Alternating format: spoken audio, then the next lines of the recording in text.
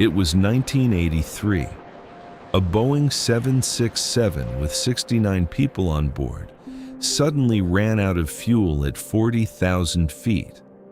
Both engines shut down. Complete silence. Pilot Robert Pearson didn't panic. With an 80-ton Boeing turned into a glider, he searched for somewhere to land. He found only a tiny abandoned runway. The runway had been converted into a go-kart track.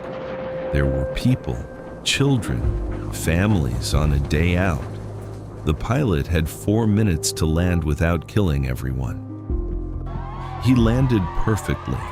0 deaths, 0 serious injuries.